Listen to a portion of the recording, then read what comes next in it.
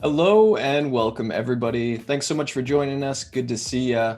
Let us know where you're tuning in from today, how your day's going. I am here with our guest, Codi. Codi, how you doing? I am doing great, Sam. Thanks for having me. Yeah, thanks for being here.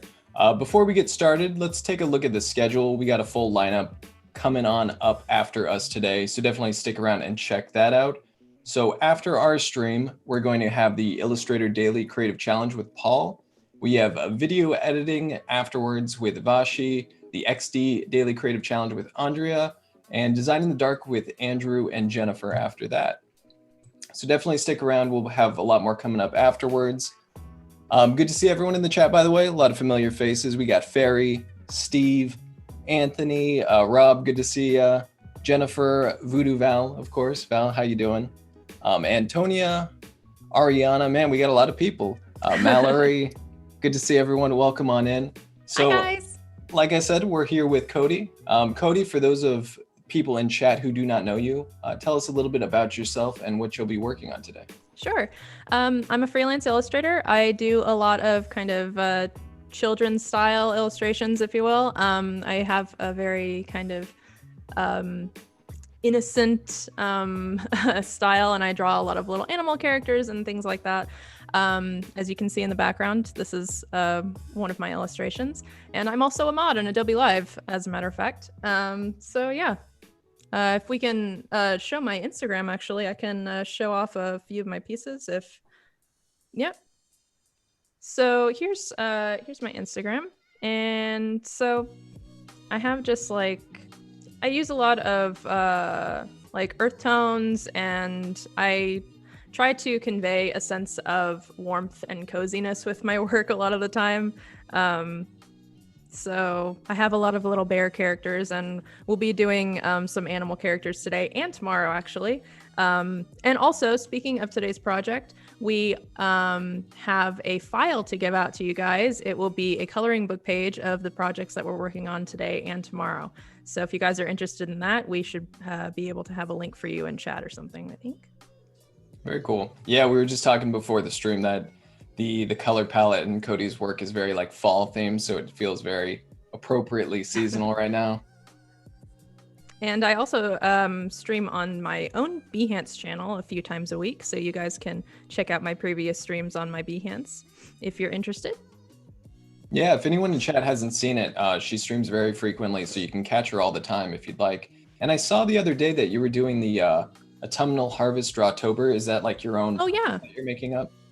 Yeah, so if you guys have never heard of Inktober, it's basically a tradition where every October people will come up with a prompt list for every day to draw something in October. So I decided to do my own prompt list this year. So if you guys are interested in checking that out or participating, you can see that on my Instagram too. Very cool. Yeah, I caught a little bit of the stream, I think, where you were making this. So it'd be really neat to see what people come up with for those prompts. Yeah.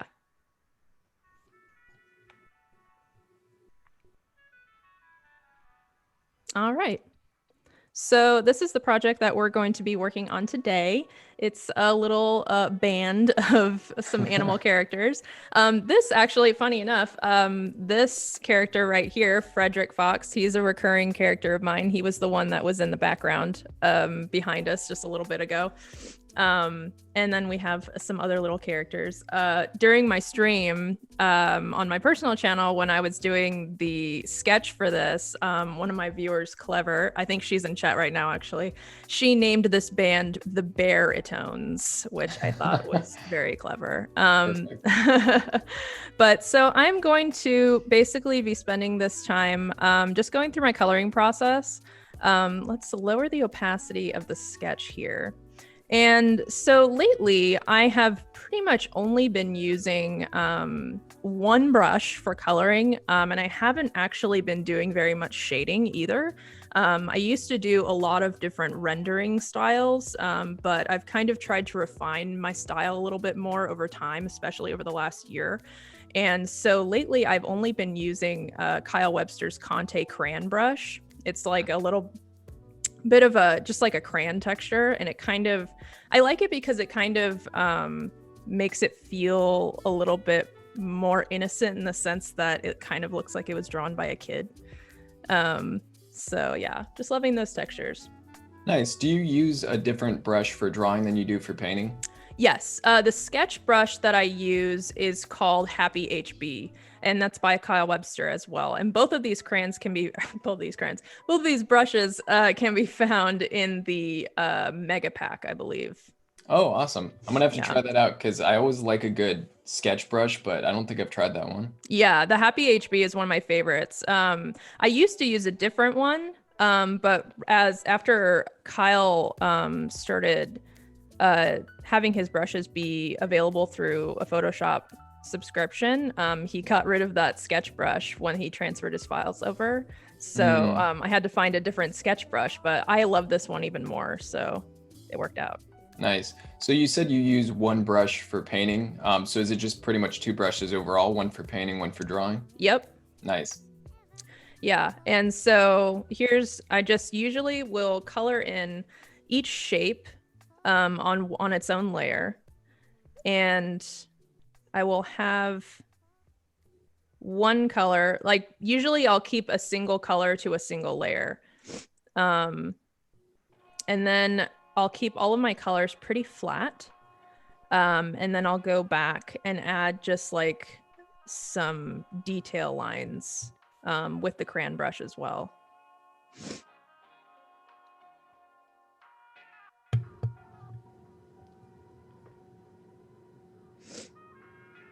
Hey everyone in chat. Hi Wade. Hi Val. Hi Ariana. Nice to see you guys. Hi Rob. Thanks for hanging out. Okay, so I think I'm gonna go with you. So I have a pretty specific palette for this character. He usually has a dark green hat. There isn't a rhyme or reason either as to what I start coloring. I kind of just go with my gut and I move around my picture a lot. And I just kind of like pick things as I go. And I kind of just like get distracted. Sometimes I'll be working on one thing on my picture and then I'll be like, oh, I should color this thing and go back to it. And then I'm just all over the place. I think it's nice not to have like too rigid of a workflow like that. You can kind of just go about it how you want. Yeah. So, like, at least for me, that keeps it, I don't know. I think when things get too linear for me, too same every time, it takes away a little bit of the fun. Sure.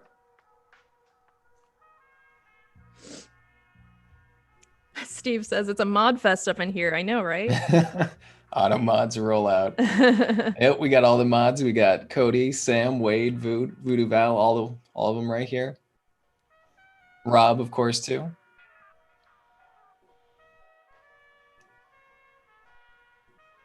What do you guys use to draw on? For example, PC, drawing tablet, etc. Brian asks. Okay, so yeah, right now I am working on a laptop. Usually I'm working on a desktop, but right now I'm working on an MSI gaming laptop and I am using a Wacom Intuos Pro, and this is a medium size. I actually personally prefer the Intuos. I know a lot of artists can't really handle the hand-eye disconnect, but I've found that I actually draw better not looking at a screen, funny enough. Have you tried Cintiq? Only a few times. Maybe I would be better at it if I gave it a little bit more time working with it. But I actually just ordered my first iPad the other day, and it's going to be here in a few weeks. There's a delay because of COVID, but I'm very excited to get my hands on that. Yeah, that's super exciting. I was actually curious. You said you have a laptop. I was wondering if that was just because that's the computer you have, or if it's like because you travel or move around a lot? Yeah, it's because I just recently moved and all of our stuff is still with the movers. So my streaming PC is all packed up still. So we should be getting our stuff on Wednesday actually. So hopefully I'll be getting my normal streaming setup all fixed up and stuff. But yeah. Nice. Yeah, I know there's actually a good amount of artists who seem to prefer the regular Intuos over a Cintiq or any sort of screen tablet. And I've kind of switched that way a little bit. I have an older model Cintiq and it's actually in the closet right now. It was my friend fixed it, something went wrong, but I've just been sticking with my Intuos. It's just something about it. I don't know. I prefer a little bit more. But yeah, the disconnect for a lot of people can be a little bit odd.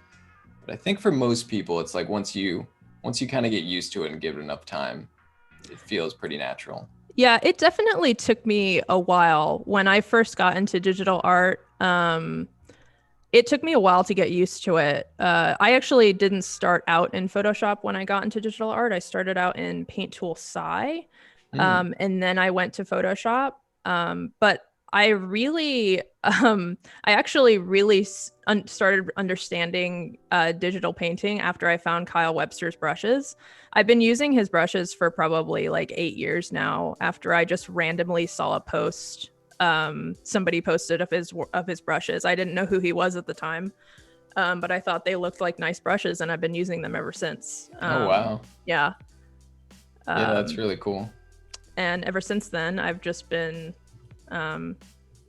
getting better at using the Intuos. Now I've been using it for, I think, 10 years or so, but yeah. So I'm used to it. But it definitely took me probably 6 or 7 months to really get used to the hand-eye disconnect. Yeah, that's interesting. I found that it's kind of like whatever tool I use enough of, I just get comfortable with that so I can kind of shift one way or the other if need be. Sure. Also, Paloma, welcome on in. Good to see you.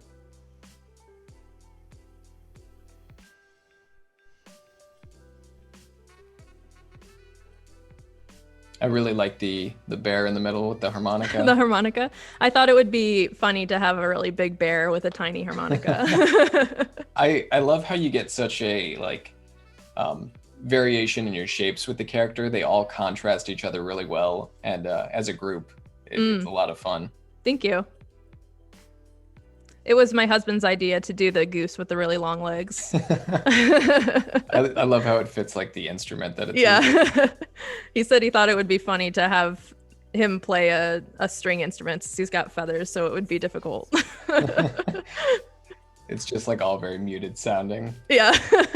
But he tries, he tries his hardest.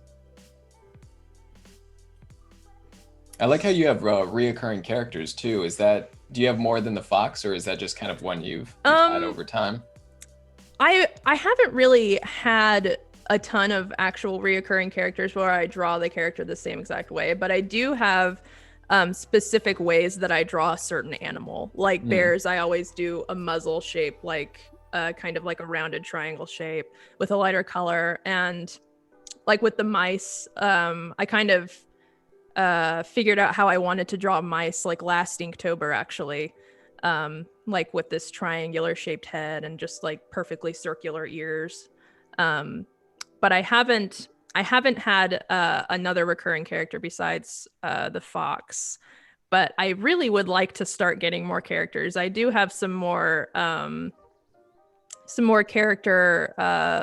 character sheets in the works for the book that my husband and I have started writing for Frederick Fox, but we haven't had the time to work on it a little bit more. But I would like to get some more characters in. Oh, nice. Is this a children's book? Yeah, we actually started writing more of a young adult novel. Kind of like it would be more like a young mid-grade novel. Oh, okay, with gotcha. With some illustrations mixed in. He's the writer, I'm the illustrator. Oh, I was just gonna ask that. That's cool. That's a really cool way to collaborate on that. Yeah. Let's see. Usually I have some kind of like lime green for his pants here. Gonna go underneath. Val says the mouse is killing me. He's got a little washboard. Yeah, I do love his face. He's just happy playing the washboard. Also, Roland in chat. Hello, Julia. Good to see you. D, welcome in, everybody.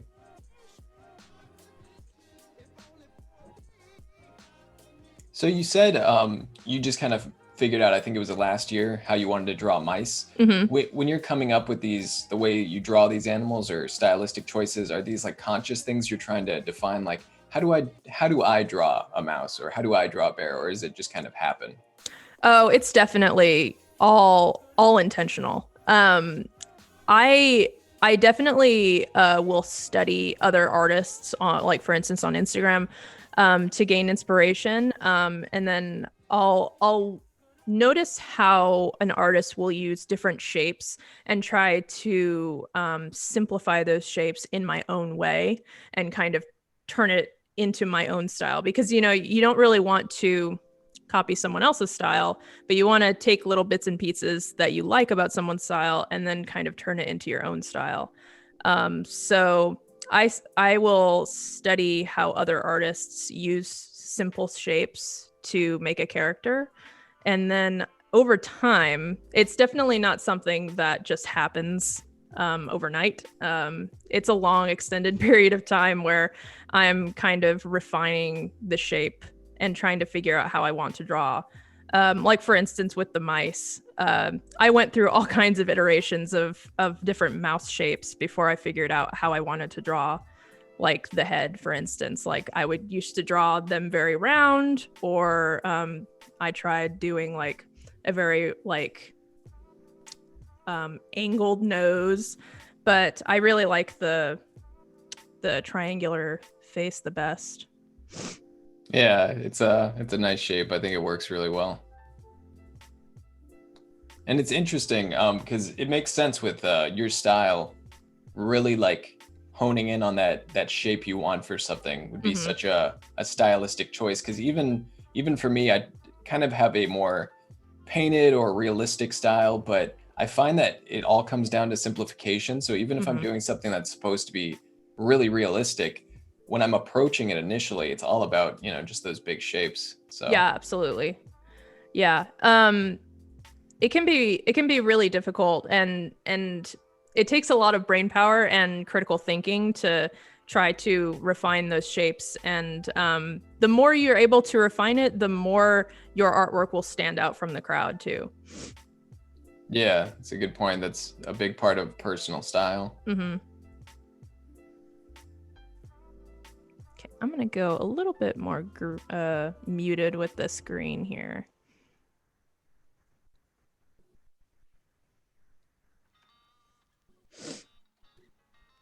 I love the little bits of texture and like white behind the coloring that's left over from that brush. Yeah, that's funny. That's one of the reasons why I really love this brush. But when I first started using it, it's really easy to just want to go big with the brush and just let all the texture be filled in. I had to it took a lot of self-discipline to allow the white to show, because like I feel like it's human nature to just want to color in every single little every single little speck. But now that I've been using the brush for quite a while, it's just comes naturally to me. So I typically use a pretty small brush. And so I just get like these little tiny simple thin strokes, and by drawing in all different directions, it kind of adds interest to the texture. It's a good tip. So you're actually leaving out those spaces. It's not a quality of the brush that's yes, doing that? I'm doing it intentionally. Okay. Yeah. If you use the brush too big, it will actually just fill in solid. The edges do have that crayon texture. Yeah. Yeah, it's a really nice brush. I know you were saying just a bit ago about you kind of looking at other artists and using that to inform your style or learn things. Are there a few artists that you really look up to or admire, or would consider your favorites? I'd say Tegan White it was a huge inspiration to me. She does a lot of like animal characters like this, and then she actually has two really defined styles. She does a very realism when it comes to animals and plants, but then she also has a kids book style. I also really love an artist named Ghost Puff on Instagram. She's really great. She has some really, she uses a lot of earth tones and stuff like that with her work. She does a lot of animal characters and stuff too. Of course, there are tons and tons of other artists out there that inspire me. I actually have a like huge just folder of saved artwork pieces on my Instagram just to keep as inspiration. Nice. Yeah, I definitely do that too. Yeah. On Instagram, on ArtStation, on Behance, then I have folders just full of images in different like categories that have built up over the years. Yeah. Wade says, cool. I was wondering if a distressed look was applied after the painting to create that effect. Yeah, it's just the coloring process. Hey, Cornell's in chat. Sam and Cody streaming together. Very cool. Yeah. Tap in, Cornell. Oh, nice. Val's putting the links to those artists you mentioned in the chat. Awesome. Good job, Val. That was Thanks, fast. Val. And then if I need to erase, I'll usually go to the clear technique instead of doing an eraser. Now, I could be using the tilde key on my keyboard as a shortcut for the clear mode, but I'm left-handed and the tilde key is on the left side of the keyboard, so I'd have to reach over my keyboard every time. So I need to make a shortcut for the clear mode, but I haven't done it yet. Took me a long time to get into using keyboard shortcuts. My viewers had to get me in the habit of keep telling me to get in the habit of using keyboard shortcuts. Oh yeah, is that fairly recently? Yeah. I just recently started using my express keys on my tablet too, which has been really helpful. At one point I actually got RSI in my drawing hand, repetitive strain injury, just because my posture was really bad while drawing. So tip for all of you guys, don't forget to take breaks and stretch your wrists so you don't get injured. It's very important. Definitely. That's one of those things that if you can keep it away, it's going to be good for the long run, because once they kind of flares up, it can be tough. Yeah. I actually have like almost this habit now that I'll just do this type of thing and I won't even know I'm doing it. It's just like stretching all the time has just become this little habitual thing I do. That's good. I haven't got any injuries yet, so I like to think it's working. Jennifer Poole says, have you saved? I have not saved. Thanks, there Jennifer. We go. Saving the day.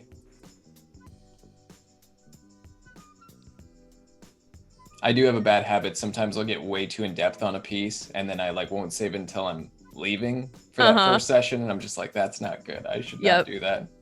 I do that on stream sometimes.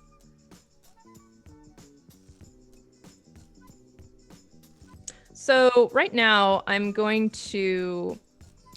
was about to do it without mentioning it, but I will explain my process here while I'm working. Whoops, I made a text layer. Sometimes when I go for the rotate key, I accidentally press T instead and I open a text box. I do that all the time, constantly. So when I work, I use a lot of clipping masks and lock transparency. Love it so much because when I make my solid shapes, a lot of the time I will want another layer of color over top of it, but I don't want to go outside of that shape. So basically, what I want to do is be able to draw the black parts of his ears without going outside of the shape that I've already previously painted. So what we're going to do is make a new layer over top of that, on top of the head layer. And then if you hold Alt and move your mouse in between these two layers until you see the drop down arrow and then click, and now it's a clipping mask. So basically now I'm going to be able to paint inside of this orange shape without going outside of it on a separate layer. So I'm going to lower the opacity of the orange shape so we can see the sketch underneath.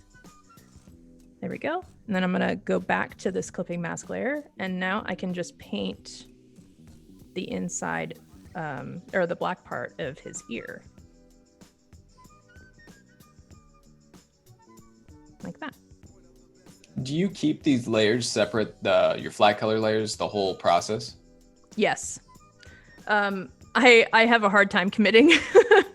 So a lot of the time, yeah, I'll usually keep my layers separate. I usually don't end up with too many layers.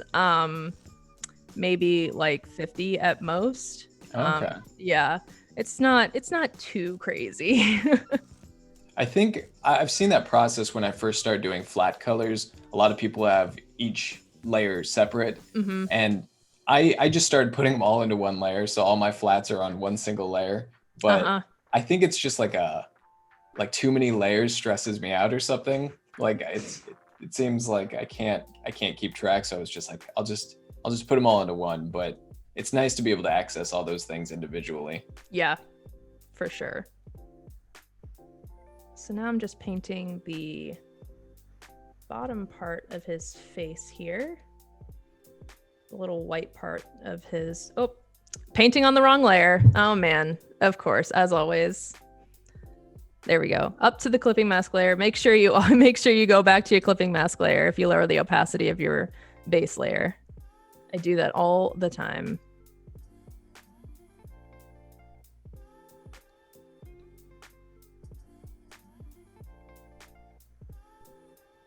I don't know if anyone in chat regularly uses lock transparencies or clipping masks, but I can also attest that they're super helpful. I use both of them all the time. Sometimes if I don't want to have to create a new layer, I'll just lock transparencies of the one I'm on and just use that shape. Clipping mask kind of does the same thing. So if anyone hasn't used those, highly recommend them. Yeah, so if you wanted to do lock transparency, basically, let's say we have this block of color here and you wanted to do the same thing. You wanted to color within this shape and not go outside of it, but you could just do it on the same layer. Basically, all you have to do is go up to this little checkerboard icon next to the lock word and press it. And then you have this little lock button that shows up on your layers. So now you know that it's locked. And so you can come in here with a new color and now you can paint right over top of it. Yeah, super helpful. Anthony says, I thought I was the only one who always paints on the wrong layer. I can assure you, you are not. Oh no. I think we all do it. Yeah, I think every single professional digital artist probably does at some point or another. I got so tired of that happening to me that honestly, when I have multiple layers going on, I'll lock every single layer that I'm not working on. Because typically I'm just working with one layer at any given time, and it'll be like that for a while. And it has helped. It has made my errors in that department a lot less common. That's pretty smart. I might have to try that out. I think as long as you have a workflow where you're not constantly switching layers all the time, I could imagine getting annoying if you did that. But yeah, it's been pretty nice. Cornell says, if you lock transparent pixels, are you still able to paint on semi-transparent ones?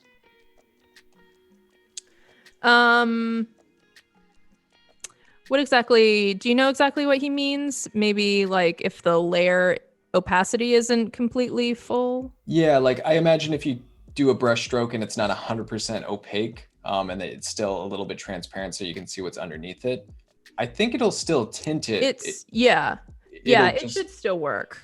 Yeah, it'll just not be opaque like it wasn't to begin with. Mm-hmm. So a lot of the time, I will check my values. I've gotten in the habit of checking my values. So basically how we're going to do that is make a layer over top of everything. And then we're going to go full black, 100% black, and fill the layer. And then we're going to change the blending mode to color. I know there's a lot of different ways that artists check their values, but this is the way that I do it. I just find it to be easiest to kind of just turn on and off the value layer. So right now, as you guys can see, as an example, I'll show you. If we turn the sketch layer off, you can see that this value right here on his tail isn't great. There isn't enough contrast here. So basically what we're going to do after the fact is we're going to go back and make an outline along that part of his tail to kind of define that. I don't usually use a lot of outlines along the outsides of my characters. I try to avoid that. And maybe I will. Maybe I will avoid it, and maybe we'll try to use a darker color. Let's see how that works. Let's take this color and we'll just make a darker cream color instead. I'm gonna lock the pixels on that. That's another reason why I really love lock transparency, is that if you want to change the color on something, all you got to do is lock it and then paint right over it. Mm-hmm. I experiment with colors a lot that way. Like for instance, I'm thinking that this orange is actually a little bit too light and a little bit too saturated, so I'm gonna darken it and desaturate it a little bit. And then I'm gonna lock the transparency. And it's just a really quick way of being able to experiment with color, especially if you're not really familiar with color and you're still learning about color theory. Lock transparency is a great way to help you figure out your colors if you're going back and forth and trying to decide what to pick. And then Melancholy Megan is in the chat, says, what brushes are you using? Sorry, I'm late. It was the Kyle T. Webster's Conte brush for the painting, right? The Conte crayon, and then the Happy HB is what I used for the sketch. And both of those can be found in the mega pack, I'm fairly certain.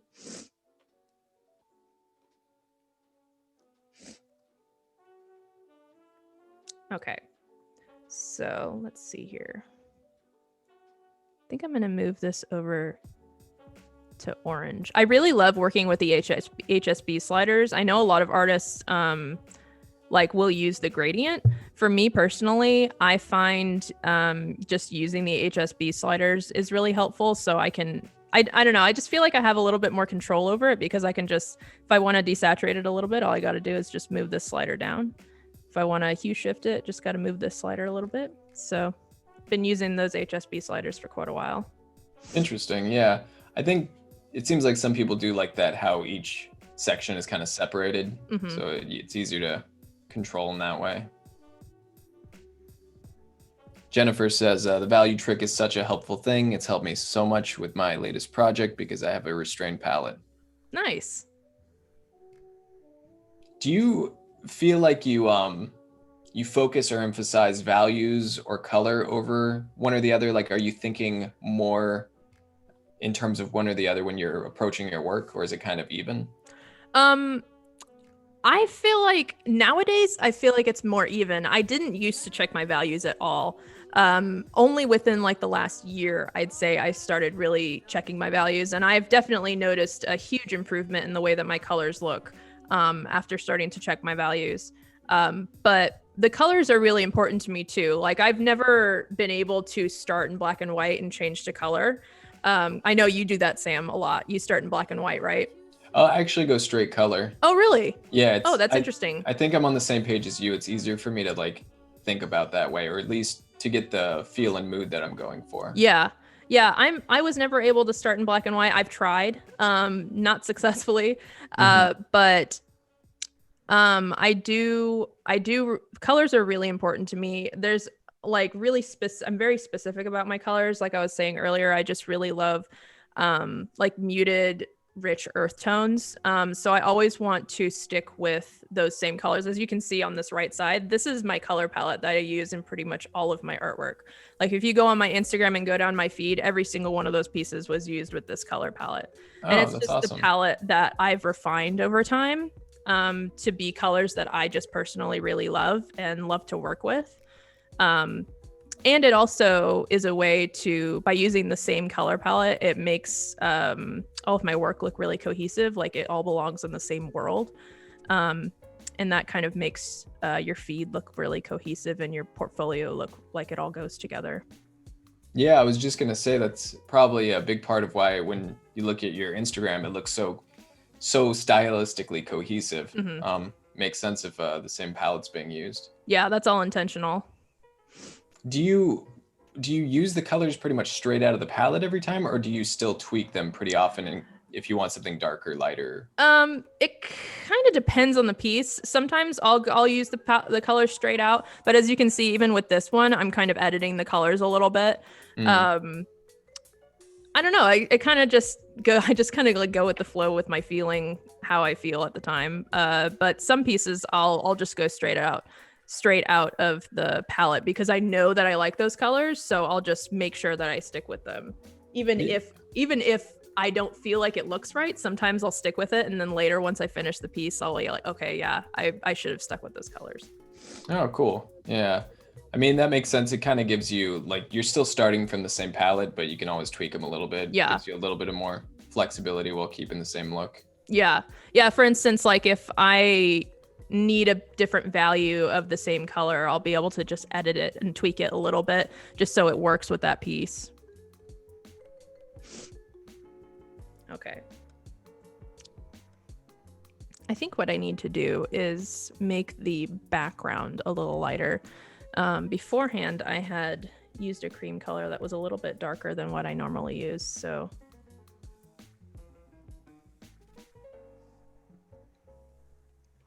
And I usually don't ever use pure white or pure black in my work. I typically, if I'm going to be doing black, for instance, like with Frederick's black parts here, like his legs and his ears, as you can see, it's actually up here in the sliders, it's actually kind of like just a pretty saturated dark red. Or a lot of the time I'll replace black with brown, not even a dark brown, sometimes just like a milk chocolate brown. And I kind of just like to use chromatic blacks sometimes. Chromatic black, for if you guys don't know, is just like a color in place of black. So yeah, like using pure black, I feel here's pure black, be really harsh. You can tell the difference when they're up next to each other.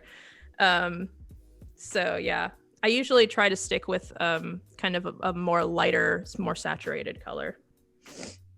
Yeah, and it doesn't seem like your work typically has an extreme contrast, and I think that's what kind of gives it that like softer, cozy feeling. Yeah, usually I'll just kind of have just enough contrast in my values for it to work, but not super highs and lows. Let's see. So I need to do his little hands here. His hands are black as well. So there's his sweater layer.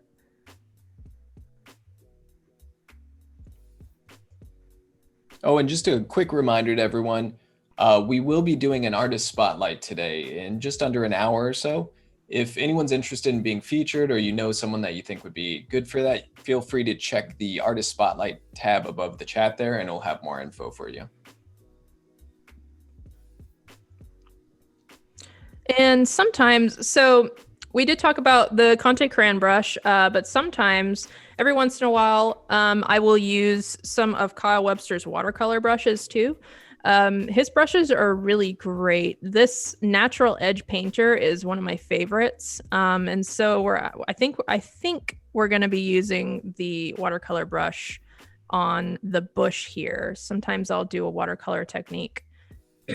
I'll show you guys. So basically with these watercolor brushes, the way that they work, they're on a multiply blending mode on default.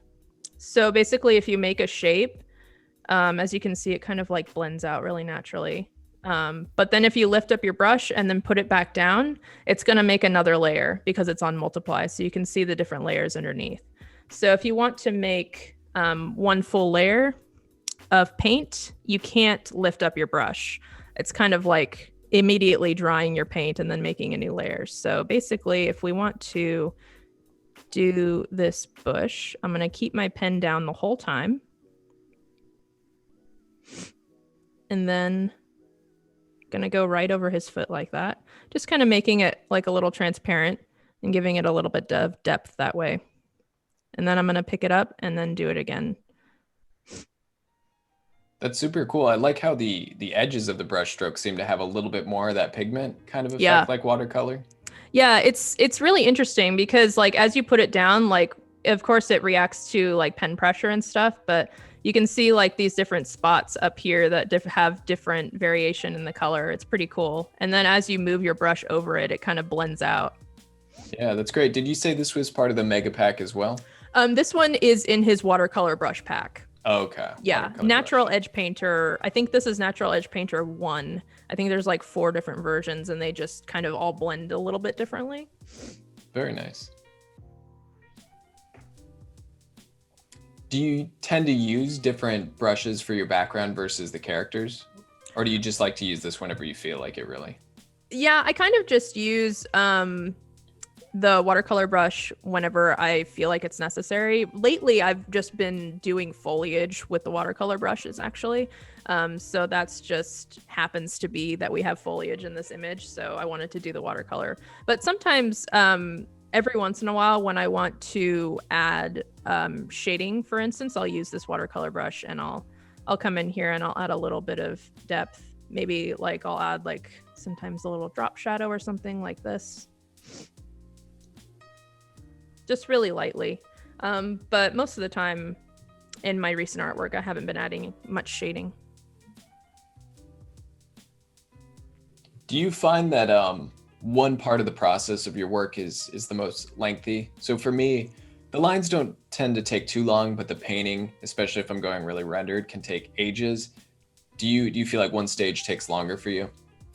The sketching phase for me, I actually really enjoy coloring. I don't know exactly what takes longer, but what feels longer to me is the sketching phase, just because I'm not that fast of an artist. I really need to work on my speed, just in general, but like doing anatomy and things like that, I still really struggle with anatomy. Doing this piece took a while because there's multiple characters in it. But I'd say I enjoy the coloring process more. Not sure if it takes longer, but I enjoy the coloring process. I'm the same way. I always want to get into the rough painting phase. That's my favorite. Yeah, especially after like the way that I've been doing my coloring process lately, because it's all just flat colors. It kind of almost just feels like I'm coloring a coloring book. It's kind of mindless. Once I get my sketch in, it's just kind of fun. The sketching is the hard part. Yeah. It seems like this would be a pretty relaxing part of the piece. Yeah.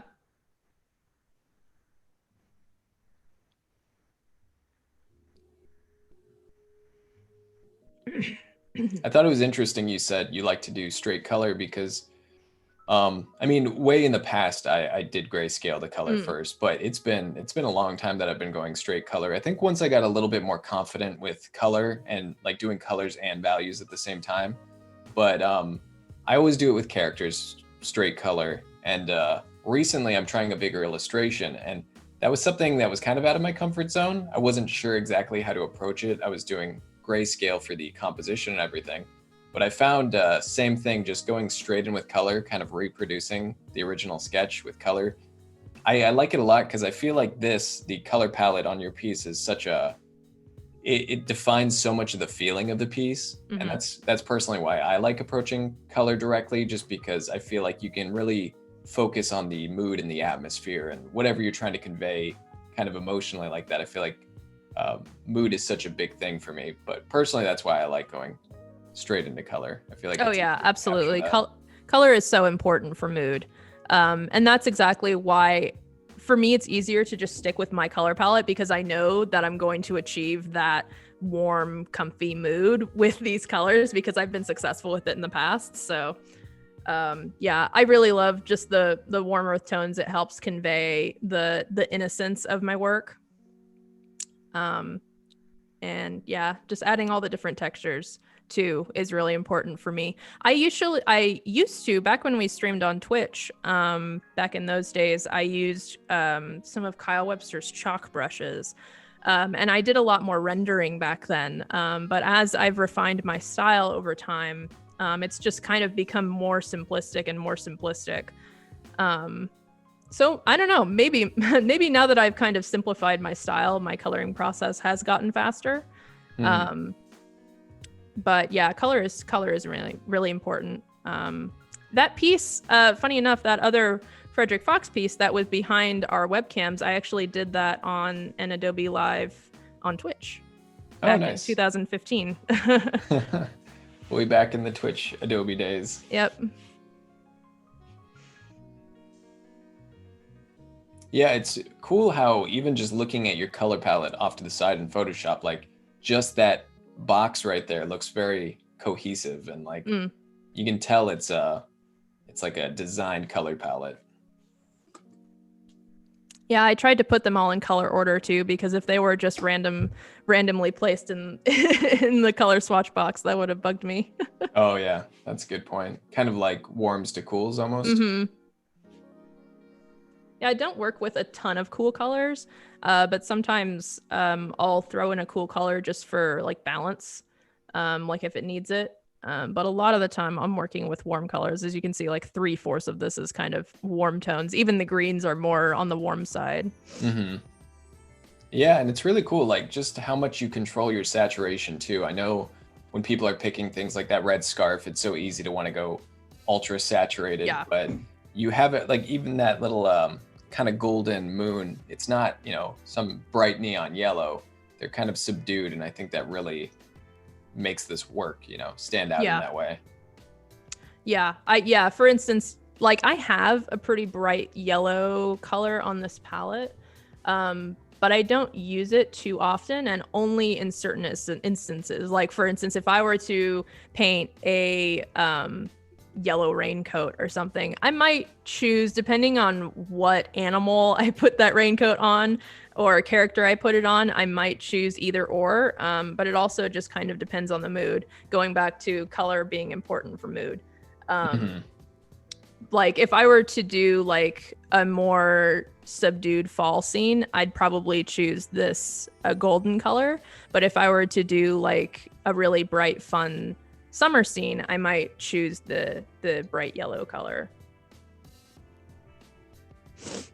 I feel like I really need to try out making a palette now, because I've literally never used one in all the years that I've done art. I just always choose whatever color I think. But now that I hear you talk about it, I do feel like, you know, if I get this kind of dark navy blue that's fairly desaturated, I'd go to that a lot. Or when I'm doing skin tones, there's a certain amount of tones that I use fairly frequently. So maybe that's something I should try out. Yeah, for sure. So with these branches, I'm going to go very simple with it. I'm not going to do a ton of detail on them. I'm just going to do one single stroke with the crayon brush with light pressure, so the texture can really show through on the sides. So it just basically looks like I went through with a crayon and just did one stroke.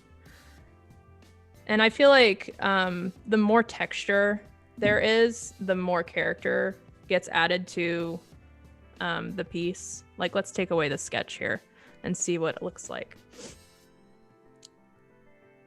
So it, you know, that's the look that I really love, is like, it just looks like it could have been drawn by a kid with Crayolas, you know? Yeah, that texture adds a lot of personality. I really like it.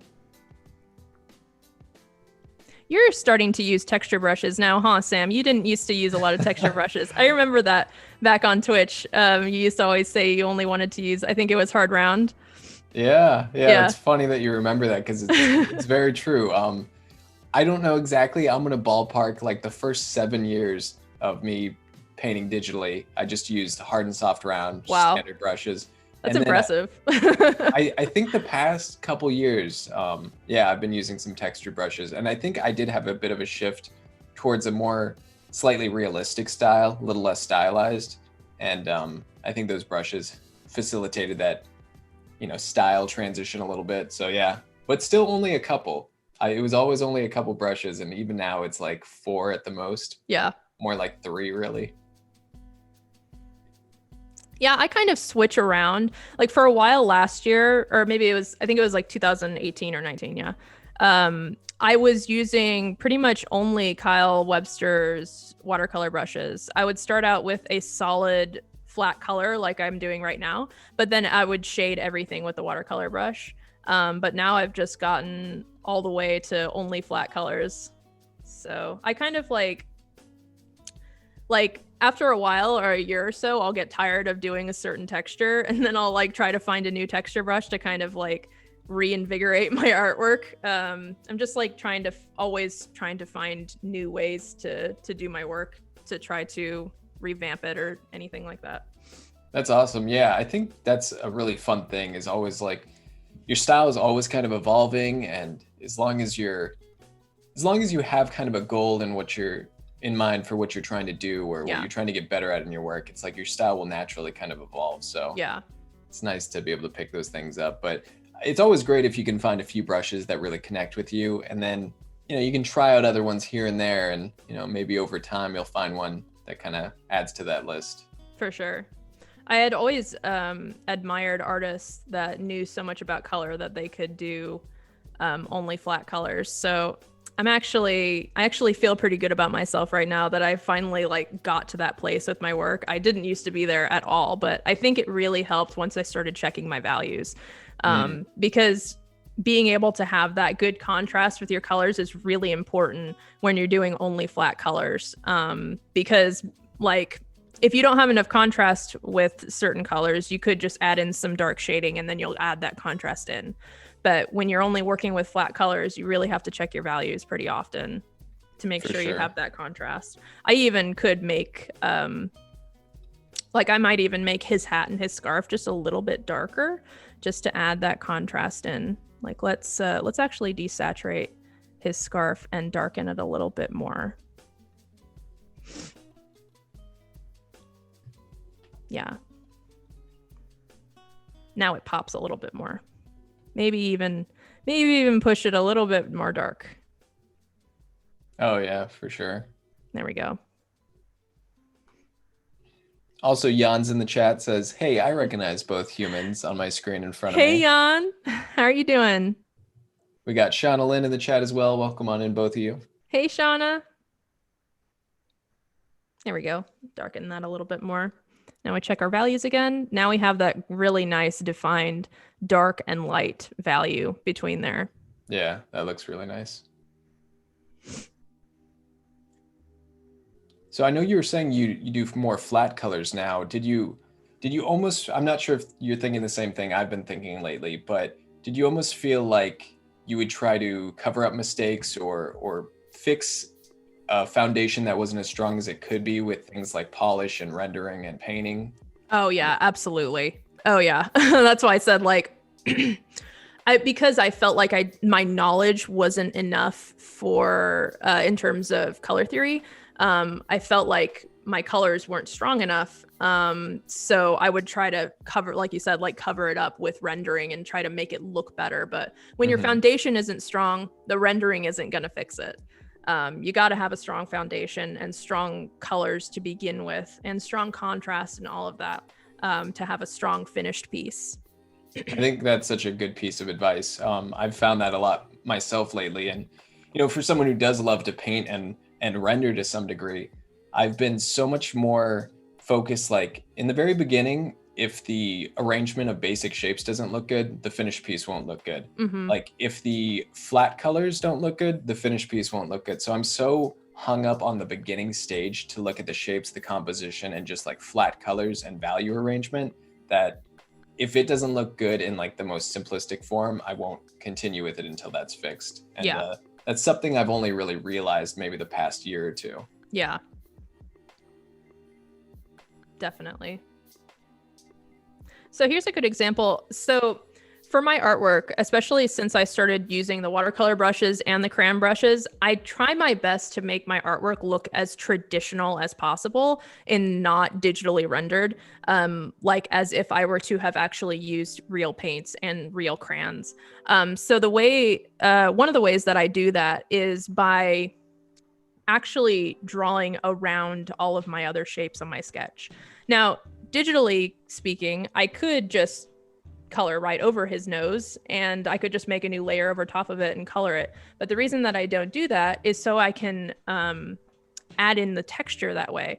So by coloring around everything, you get that added texture around those shapes. And so it looks even more traditional than it would have otherwise. So you get all those different angles with your brush. Well, angles with your crayon in this case. Mm-hmm. So you get all of those different textures going in all different directions around this shape. Yeah, that's a really interesting point. I haven't really thought about that in terms of kind of maintaining a traditional look in your work. Mm-hmm. Yeah, because traditionally you only have one layer. So Yeah. you have to think in terms of one layer, which is difficult for me sometimes because I was not traditionally trained. I pretty much went from like just doing pencil work in high school straight to digital. So I didn't have any time in my life really working with paints or anything like that in an illustration sense. So thinking in one layer can be difficult for me. It takes a lot of self-discipline, but I'm getting better at it. Yeah, that's a cool little tip. Also in chat, Anne Marie says, "How were you rotating the canvas?" That's with R, right? Oh yeah, just the R key on the keyboard is rotate, and then if you want to bring your canvas straight back upright, you just press Escape, and it'll go straight up. Yeah, it's nice. You can use the Shift key too if you want to do it like in increments. And Mm-hmm. it was a while when I first found that that hotkey that you could press Escape to go back. I wasn't aware of that for like the first month when I was using it. When I found it, I was like, oh my gosh. Yeah, it's so helpful. I use it all the time. I rotate my canvas a lot. I don't know if it has to do with the fact that I'm left-handed and maybe it's just easier for my hand to get the right angles because I draw like this as a lefty. I don't know how many lefties of you are in the chat. Oh, the lefties draw like this, draw upside down and write upside down. So I have to angle my canvas to get the right line angles to be able to color properly. Yeah, there's certain strokes that I'm more comfortable making at certain angles, so I'll rotate pretty often to do that. Yeah.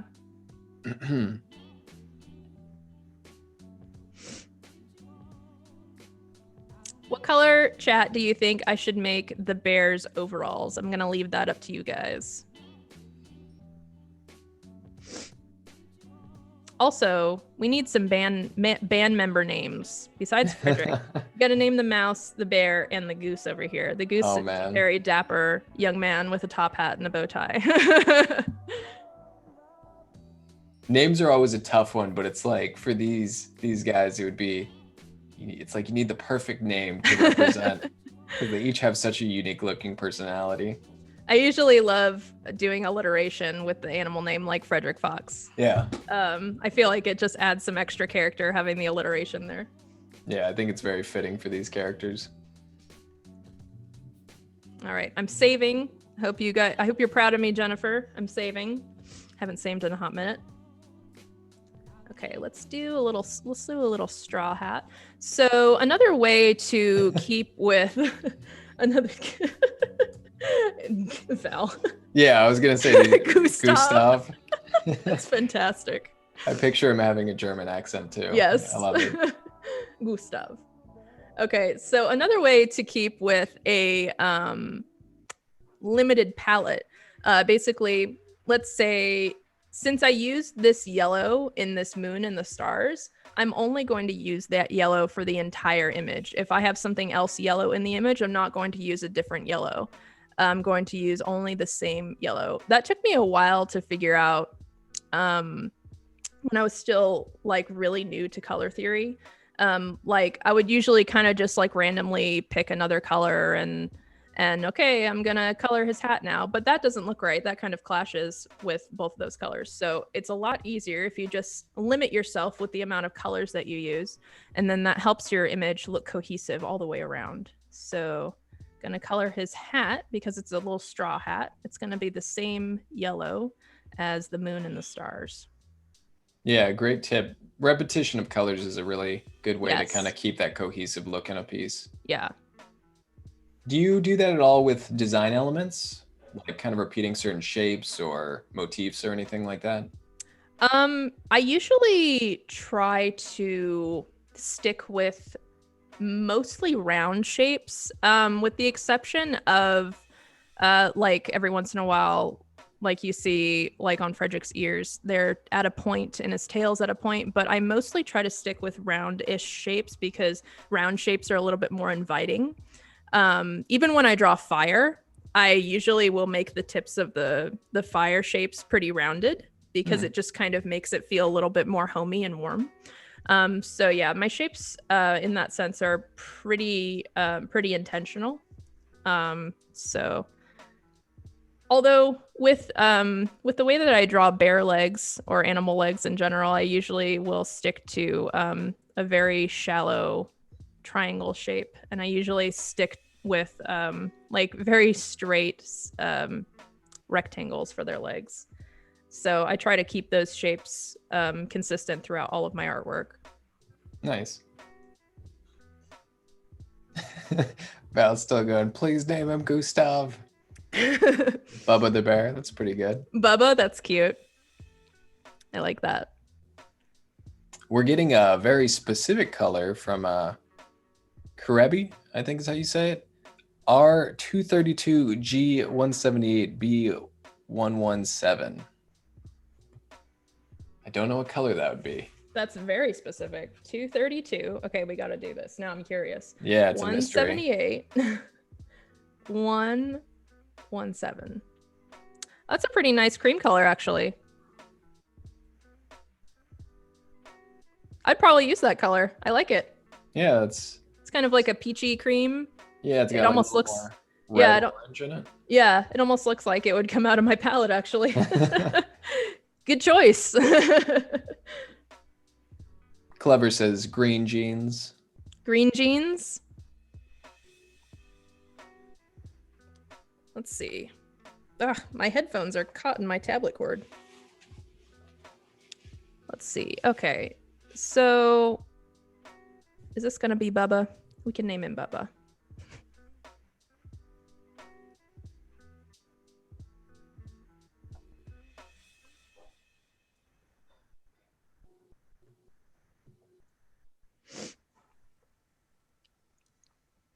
I think I'm going to take that color that Kirby suggested, and I might, let's see, I might make it a little bit darker. Let's try it out and see what it looks like on the overalls.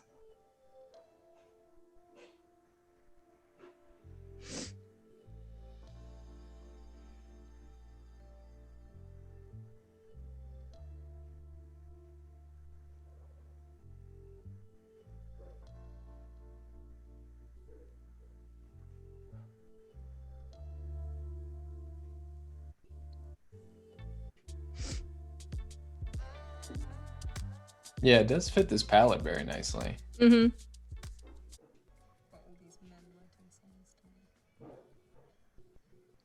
It's kind of like an orangey, peachy cream. All right, everyone, we still need a name for the little mouse fella. Yes. If anyone's got any good names for the mouse, let us know. We got some pretty good ones so far for the bear and the goose.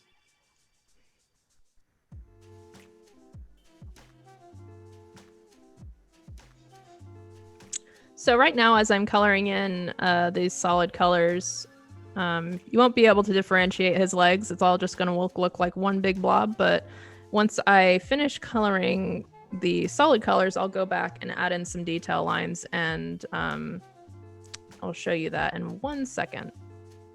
Nice. So the detail lines, it's not like you keep your finished line work in the piece, or do you? Sometimes, like, a lot of the time, like I was saying earlier, a lot of the time I will do my best to not outline anything on the outside, but on the inside, I'll add in some lines here. I'll take the crayon brush. I'll do it right now. Make a new layer, and I'm going to lower the opacity of the overalls underneath so I can see the sketch. And then we're going to take a more saturated and darker version of the overalls. And then I am just going to take the crayon brush and very lightly just draw in these lines to define everything.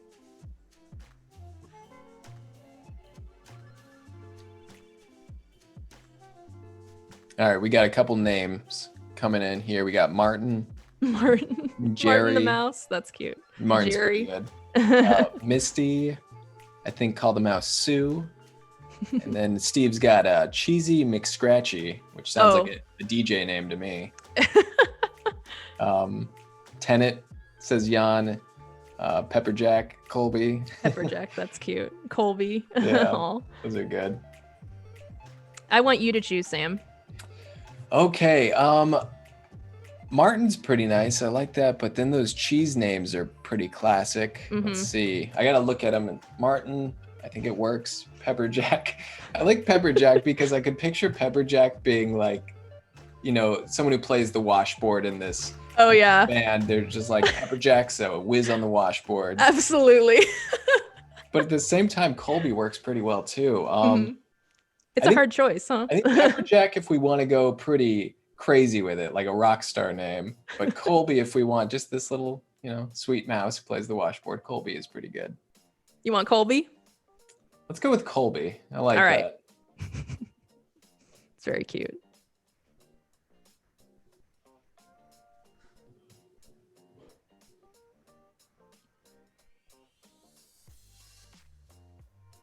The whole band is named now. Good job, chat. Good job, guys. Round of applause.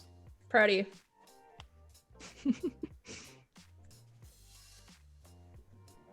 All right, so I'm thinking these lines are actually a little bit too dark.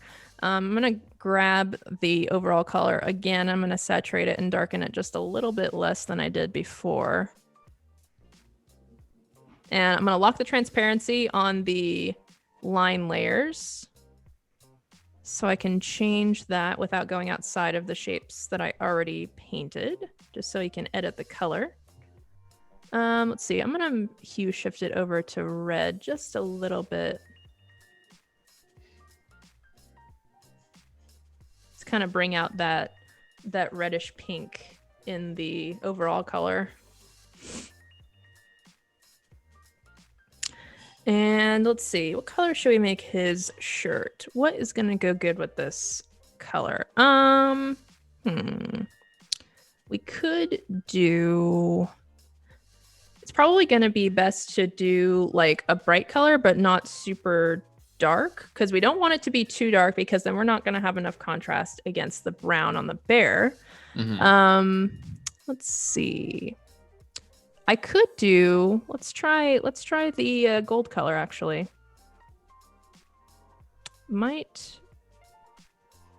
Okay, we're going to need a little bit more contrast than that. Let's make it a little bit darker.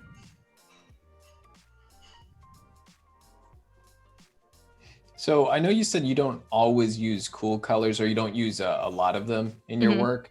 Do you typically have some cool tones in the piece to balance out all the warms, or is it sometimes that like the cool balance almost comes from the warm tones that are just less warm than the rest? Yeah, that I'd say that's probably more so the case. Every once in a while, I'll add in a blue if the piece calls for it. Like on my Instagram, you'll see a more recent piece where I did like a breakfast scene, and the majority of that piece is actually like golden tones and brown tones, because it's kind of like honey and pancakes. But then I added in the blue to be an accent color with blueberries, and then I added that accent color on the napkin as well. So every once in a while I'll throw in a cool color, but most of the time I'd say it ends up just being like like you said, like the more like cool-ish warm tones are the cool tones. Gotcha.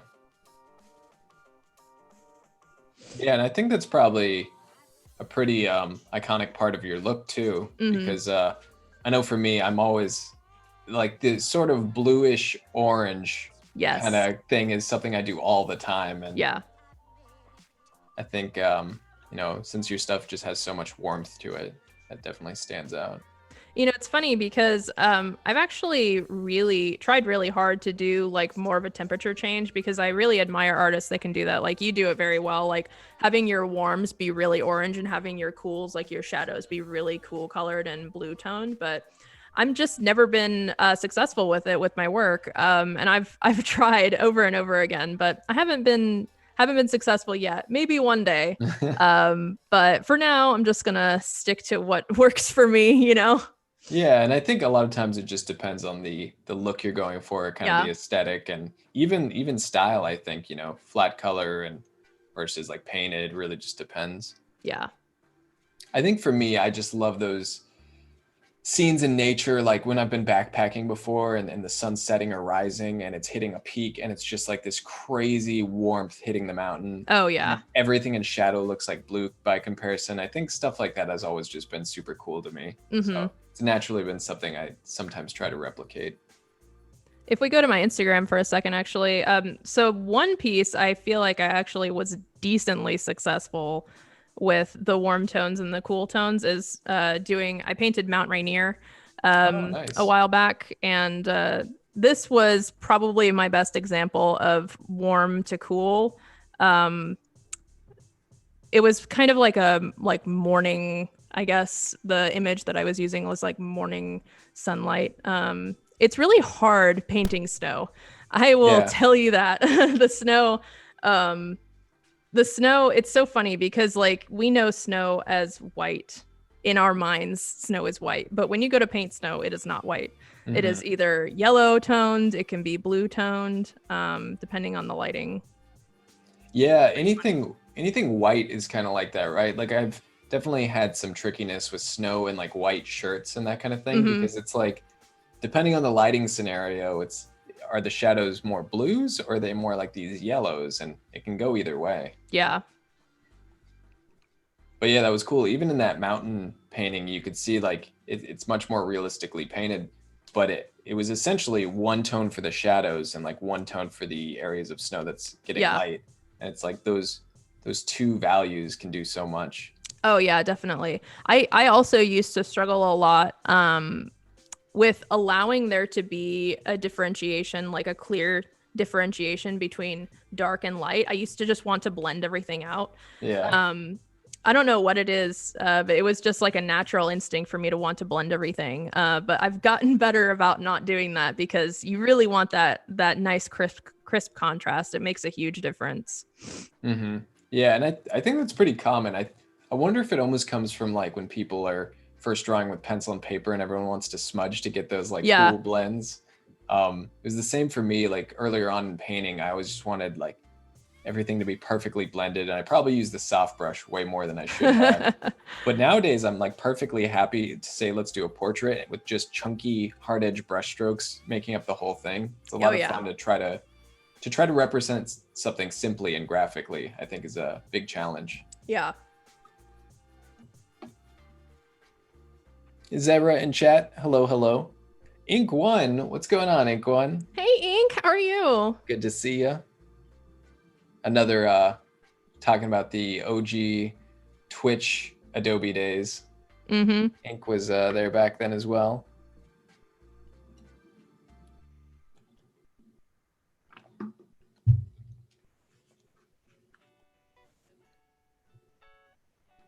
Cornell says nothing is 100% white, neither 100% black. Yeah, I typically, don't use extreme whites or extreme blacks in my pieces. Mm-hmm. Like you were saying before, even with the fox whose kind of feet and ears and everything looks black, it's still more of like a dark brown, was it? Yeah. Yeah. Relatively speaking, in this image, like if we were to zoom out, your brain makes the connection. Like Mhm. because there isn't another dark color or darker color than this, your brain just automatically comes to the conclusion that that's black, even though it's not actually true black. Usually, even with using chromatic black, what we were talking about, if it's just even just like bright purple could be used as black and your brain will make that connection. If it's the darkest color in the image, your brain will just say, oh, that's supposed to be black. It's pretty interesting. Yeah, and it's kind of part of, that whole thing with colors just relative and Mm-hmm. like your background right now, I assume isn't fully white. No. Yeah, but like when at a glance, when you look at everything in context, it's like, oh, the background's white, Yeah. but it's this more like subdued look to it. Yeah, I usually, all of my backgrounds are usually like an off cream color. Especially, it looks white, especially because I'm using the dark version of Photoshop right now. So against this dark gray, it's gonna look white. But yeah, when you actually put it up against pure white, it looks a lot darker. Hmm. Yeah, even when I'm just starting off, I like to tone my canvas, a Hmm. slight gray, just because I feel like the white punches me in the face, and it's like, it's Oh hard to yeah, it's hard to gauge anything when literally any mark you put down seems super dark in yeah. comparison. Yeah, I pretty much always start out with this cream color as my background, or I'll start out with a different dark solid color. I'll just randomly s- figure out what I'm drawing and say, hey, I'm just going to try this color out as a background. And sometimes it doesn't work out for me because I have to work with my color palette a lot to make all the colors look right on that different background color. Because again, working with relative color. Um, but I usually like to experiment with different background colors, though, just to try to mix it up a little bit. Hmm. Especially like on my Instagram feed, I personally really like to make just a nice looking feed. So a lot of the time, I will um, make a light background piece and then a dark background piece, and I'll tile them that way. So it's like a checkerboard on my feed. Oh, Um, interesting. so I intentionally will paint a piece with a dark background and then a light background, and I'll go back and forth and post them that way. That's Um, impressive. That's a lot of forethought that it's I have yeah, not had. it just makes it look really nice and put together. So Yeah, that's really cool. Like, there's definitely some people I know who do kind of curate and approach their Instagram feed in a way to give it that, like a curated aesthetic. sure. Um, that's really neat to see, because I just am kind of like, I've been posted in a couple weeks. I should probably post something. Let's throw this up there. Do you plan this out ahead of time, or do you actually, like, do you have pieces already done that you'll be like, I'll post this one, then this one, or do you just kind of actually let that inform the piece that you're going to do next? Both. Oh, okay. Sometimes I'll have some artwork pieces that I just haven't posted yet. And I'll be like, okay, well, I can post that the next time I need a dark background post. But it also informs what I'm gonna do next. Like if I'm trying to figure out what I'm gonna paint for my next stream, for instance, I'll check out my Instagram feed and see, okay, well, I need a light background post for the next post. So that's what we're gonna work on. Yeah, that's really interesting. It also, in a way, it kind of helps me challenge myself because there's a lot of pieces on there that I probably wouldn't have done had I not been trying to have such a curated feed. Like I said, like experimenting with different background colors and stuff like that. So it's actually um, helped me a lot in that way to like force me to try to do new things. Yeah, that's a good point. It's almost kind of like you're getting a prompt from a client in a way, Yeah, because it's like, this is probably what we need next. yeah, for sure. That definitely is something like I've only thought about more recently in terms of marketing yourself as an artist, for example. Hmm. And I know some people, are conscious about what they're posting on Instagram and how their feed looks. Do you feel like this is something that you think about a lot in terms of how you're presenting yourself online, marketing, all that sort of stuff? Is this something that's come natural to you, or do you feel like you focus on it much? I definitely focus on Instagram a lot. In the last year or so, I've done a lot of research on um, like algorithm things and stuff like that. It's always changing and everything, but there are certain things that you can do to help yourself get seen. Um, but I personally just really like having a curated feed. A lot of the time nowadays, artists are even just their Instagrams are their portfolio. Sometimes clients don't even go to your own personal website to look at your portfolio. They'll just scroll your Instagram feed and say, "Hey, okay, I like what I see. That I'm going to hire them or not." So being able to have something that looks really cohesive can kind of help, especially just Instagram in general. Like the more popular Instagrammers, like you said, just kind of always have kind of that curated feed or like a curated color palette on their feed. And I feel like it kind of just helps get eyes on your work. When somebody comes to your profile, there's just like that split second that they say, I'm going to scroll a couple times, and if I like what I see, I'm going to follow. And if I don't, then I'm not going to follow. So the more curated your feed can look, the more put together it can look, the more likely that someone's going to follow you. Yeah, and I mean, there's definitely some feeds that I've seen that stand out in my head as like kind of an iconic one when I think people who do that well, and yours honestly is one that comes to mind. And there's a few of them that you think of and you're like, it just looks, I mean, the feed itself is a presentation. Yeah. And I think it does make an impact. Yeah, definitely. And Val's pointing out, everyone, that we do indeed in about 10 minutes or so have the artist spotlight that we're going to look at. Again, if you want more info about that, we do have the artist spotlight tab above the chat there if you'd like to suggest anyone or anyone who would be a good fit for that. Awesome.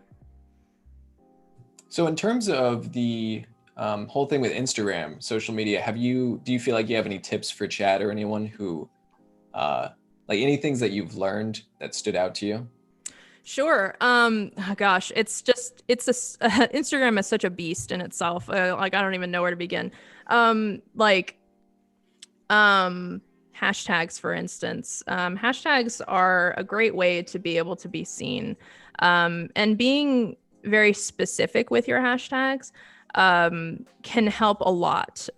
Like, for instance, a lot of the time I'll do like different children's illustration hashtags. And a tip when picking your hashtag, when you start to type something, a recommendation list will start popping up, and you'll be able to see how many posts are in each hashtag. And a lot of the time, like, the most popular ones are at the top, right? So there's going to be like a few million posts in those hashtags. You want to scroll down a little bit and get the more specific hashtag to where it's like only like a couple 100,000 posts, because if you post your post in a hashtag that has like a few million posts, it's just going to get lost in the sea. But if you post in one that has just like a couple hundred posts, those people that are checking that hashtag or that follow that hashtag are more likely going to be able to see your work. And also just like posting like I think it's up to 30 hashtags at a time, because otherwise you get shadow banned or something. It's not an official, like, nothing's like officially like laid out by Instagram, but these are all just like things that people have found on the internet, like in my research that I found. And it actually has helped me gain a lot of views and follows in the last, I'd say, year that I've started implementing the different hashtags and stuff. It sounds so silly, but it helps. It's funny what you said. Seems like there's some shroud of mystery surrounding like the algorithm and how it works. Because I've read the same things, but yeah, hashtags do seem like they help a lot. I think if you set your Instagram to a business account, you can see more analytics. Yes, I do. And I do have mine as a business account, actually. And I do recall looking at it. It's been a while, but I remember seeing like some very high percentage of the views and likes from my posts came from the hashtags. It was like something shocking to me, like 60% or 70% were from hashtags. And I was like, oh, okay, that makes a difference then. Yeah. Just like and being very specific and intentional about your hashtags is really important. It sounds so funny talking about all this stuff. Just like, it's just like, oh, social media, but it actually really is important when you're trying to get your stuff seen. There actually is an intention behind all of these things. And it can really help. But being really specific instead of just like saying like summer or something like that, you can be really specific, like depending on what your artwork piece is. Like, let's say this piece, I could look up and see if there is like a country band hashtag or something and see how many posts are in that hashtag. And if there's a decent amount of posts, I'm going to use that hashtag because apparently there's people that watch that hashtag. So those people are probably going to see my work. Yeah, and I think people, it's easy to kind of get caught up in social media and think it's silly, but it is such like a primary vehicle for artists to get their work out there and to be seen. Yes. So having at least some literacy in terms of how social media works or good practices or anything like that can be really helpful just to kind of get that ball rolling. 'Cause Yeah. that's a great tool for a lot of us. Yeah, like if you have a portfolio, that's great, but you got to be able to have a way to push that portfolio out. You have to be able to have a way to get eyes on that portfolio. If you just have a website, more than likely, because the market is so saturated online nowadays, you're just not going to get seen. Sadly, if you just post and hope for the best, most likely not going to get seen. It's really tough nowadays. Like I said, because the market is so saturated, there's so many artists, so many posts in general, not even just artists on Instagram. You have to really work at it to continuously get your work seen. Mm-hmm. Yeah, I've always found for everything consistency is such a staple. Like Yeah. if you do anything consistently, you're drawing consistently, might as well post your work. And, you know, after enough time, you kind of get that bit of a following, more eyes on your work. So yeah, that's another thing with Instagram is consistency is definitely key, or any social media for that matter. Consistency is really important.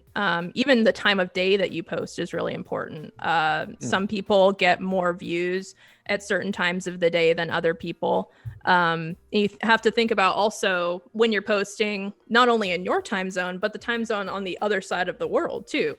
So like sometimes I'll post like early morning, like 8 o'clock or so, because that's about like 7 or 8 o'clock for my time. That's usually about when people are kind of like getting up, getting ready for school, getting ready for work. And that's when they're kind of checking their phone. So they will see your stuff. Or sometimes people will post at around 5 p.m. because that's when people are getting off of work.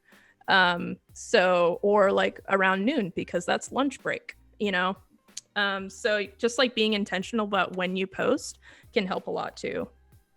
yeah, and I've heard some things like certain days of the week are more active. And what I always thought was that the weekends would be the best because everyone's free. They have more time to be on their phones or on computer or whatever it is. But I've kind of heard in the past that weekdays are actually pretty good. And then I was recently reading an article about Kickstarters, like days of the week to launch and all that stuff. And what they were saying is apparently like you would think that weekends are the best, but I think like statistically, the majority of people who are looking online and everything, they're doing it during the workday when they're trying to kill time and like distract themselves from work. It makes sense. Apparently, Tuesdays in the middle of the week is actually pretty good for that stuff. Yeah. But it's hard to put any, direct numbers on these, but there seems to be some trends with that. Yeah. I always try to think about also just like what do I do during the day? How do I usually check social media? How do like the people that I know usually check social media? When do they check? Just like thinking about just like human nature in general. Just like kind of analyzing yourself and analyzing your friends and how you use social media and when can be really useful. Yeah, definitely. Also, someone in the chat, I think, was asking about this file. And Val put it in the chat. You can download the coloring book page here. So if anyone's just joining us, Codi was able to provide the document that she's working on right now with the lines in it. So if you want to join and color along and do a piece as well, you can totally get this file. You can color it in. All the lines are there for you. So we'd love to see it, if you want to join and do something and work alongside her. Yeah, by the way, speaking of that file, actually, I should have mentioned it earlier. In the file, I included the sketch layer. So just like my sketch, regular sketch that I started out with, but I also included just an ink layer. So if you guys wanted to just like throw this into Photoshop and put a layer underneath it and just like color it like an actual coloring book, you can do that too. That's awesome.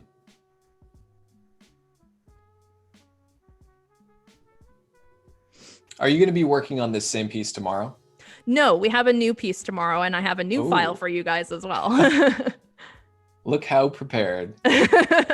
Chat, she's got you covered. Yep.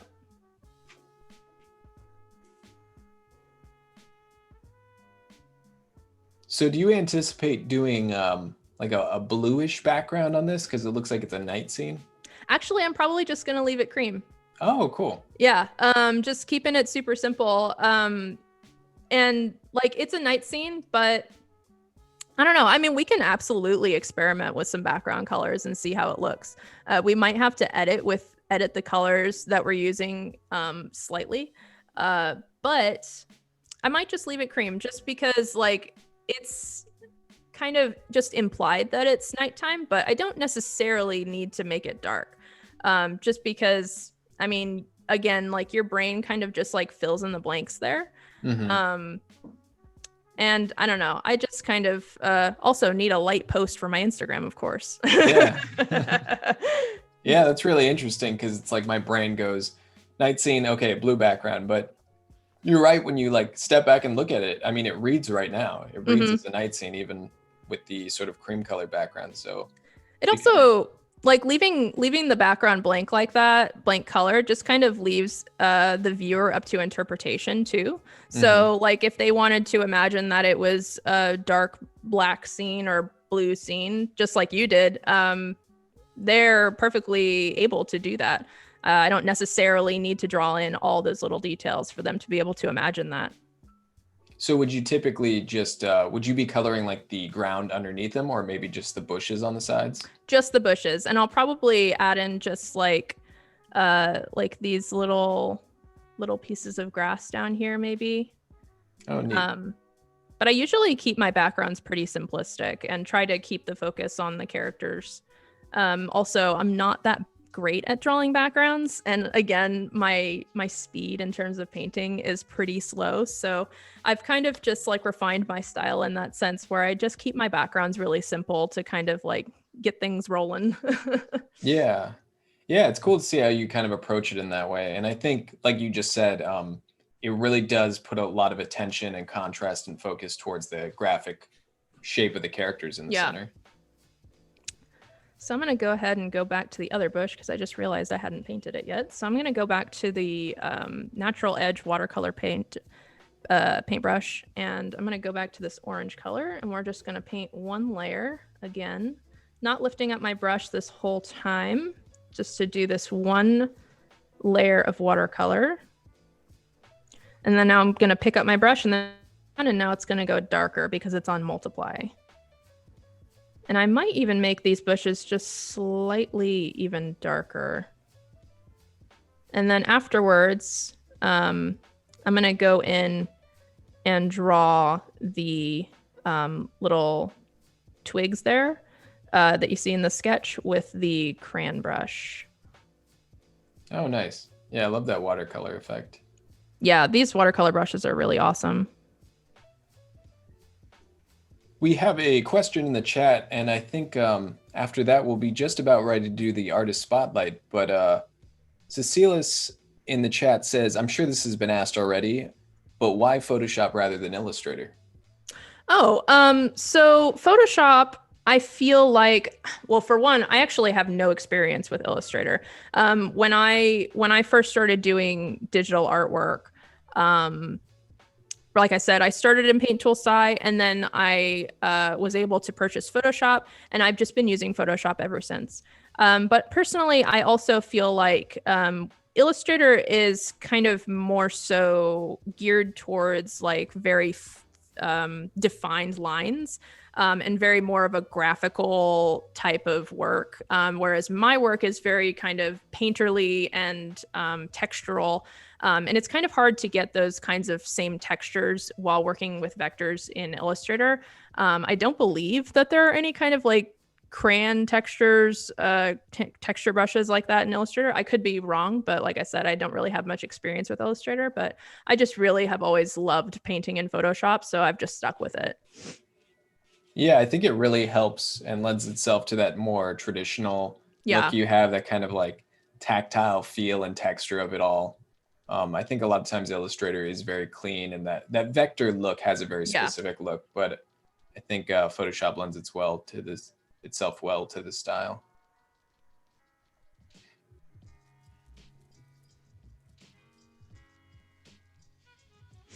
Have you ever used Illustrator before, Sam? Do you have any experience? I have used it before a little bit way back when.